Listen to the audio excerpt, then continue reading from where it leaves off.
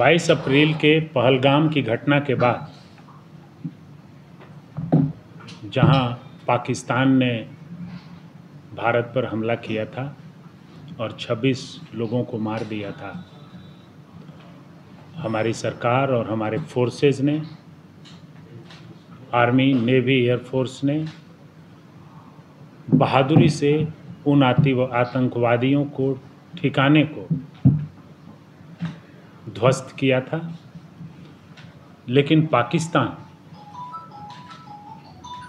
रात से जिस तरह से सैकड़ों ड्रोन और मिसाइल से भारत के सिविलियंस पर हमला करने का प्रयास कर रहा है, यह बहुत ही चिंताजनक है। जिस तरह भारत के, पाकिस्तान के सैन्य अधिकारी आतंकियों के जनाजे में शामिल हो रहे हैं, उसके president of India, chief of army staff उन जनाजों पे, आतंकवादियों के जनाजे पे बुके दे रहे हैं, ये बहुत ही चिंताजनक है। मूल भारत को चीर करके ब्रिटिश पार्लियामेंट ने हमारे ही देश में एक नया देश बना दिया था जिसका नाम था पाकिस्तान। हमारे ही राज्य को, पंजाब और सिंध को, कश्मीर को चीर करके एक नया राज्य बना दिया था। और यह राज्य सिर्फ आतंकवादियों को पालना, पोसना और प्रोटेक्ट करने वाला एक राज्य रह गया है। मैं इसको राष्ट्र इसलिए नहीं कह रहा हूं कि राष्ट्र के लिए जिन तथ्यों को होना चाहिए वो तथ्य शामिल नहीं है। आज आप जानते ही हैं कि हम कई तरह के मोर्चों पर कार्य करते हैं। एक मगध फाउंडेशन भी हमारा है जो मूल भारत के सिद्धांत पर काम करता है। तो मैं भारत सरकार से यह विनती करता हूं, मांग करता हूं कि भारत सरकार जुलाई 1947 में ब्रिटिश पार्लियामेंट ने जो इंडिया इंडिपेंडेंस एक्ट पारित किया था, जिसमें भारत को दो भागों में बांटने का निर्णय लिया था, भारत और पाकिस्तान, और उस एक्ट को, ब्रिटिश संसद द्वारा पारित एक्ट को भारत की पार्लियामेंट ने बाद में स्वीकार किया था।